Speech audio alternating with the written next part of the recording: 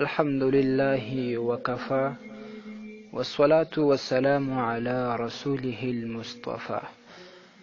محترم درنو ورنو، حضرت ابو موسی رضی الله تعالی عنه فرمای چې رسول اکرم سید ولد آدم نبی صلی الله علیه و آله وسلم و فرمایل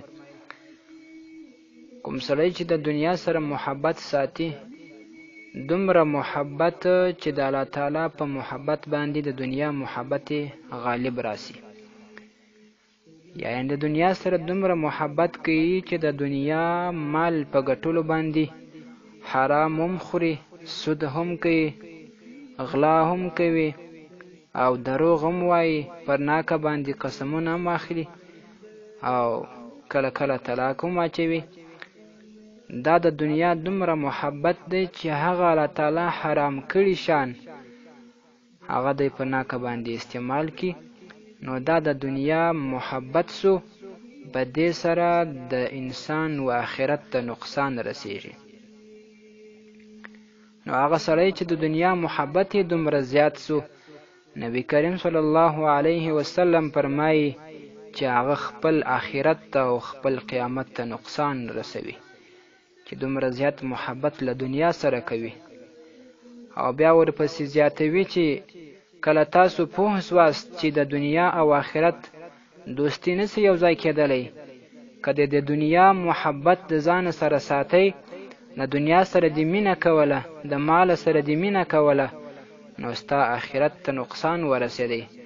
او که د آخرت سره محبت درلودی، د هغه سره د مینه کوله، د آخرت دپاره د نیک اعمال کوله، نو دا دنیا به د خامخا څه ناڅه نقصانمنه وي.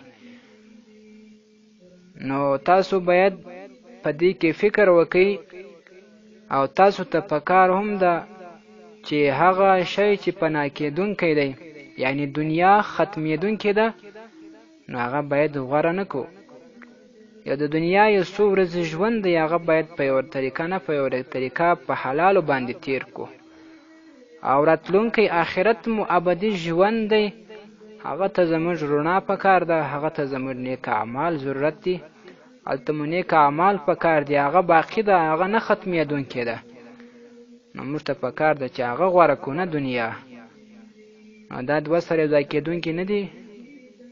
که څوک دنیا غوره کوي، محبت یې ورسره لري، نو د هغه آخرت به نقصاني وي.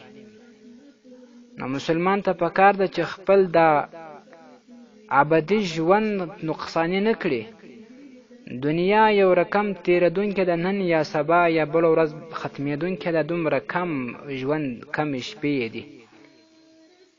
نو دې ته شا ور وګرځوه، د الله تعالی جل جلاله و دین ته مخه که، او خپل آخرت و مخ ته ودروه، د آخرت و خوا ته توجه وکړه.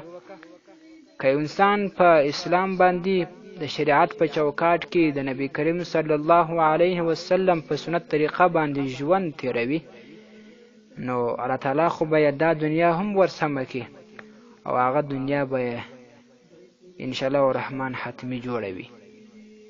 الله تعالی جل جلاله دې موږ ته توفیق راکړي او موږ ته د آخرت محبت په زړه کې راواچوي، د دنیا محبت دې زموږ د زړونو وباسي، تر څو موږ ابدي ژوند ته نیکي وکړو.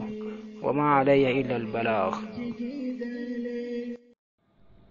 لطفاً د معارف الاسلام د یوټیوب چینل په دې ډول سبسکرایب کړئ.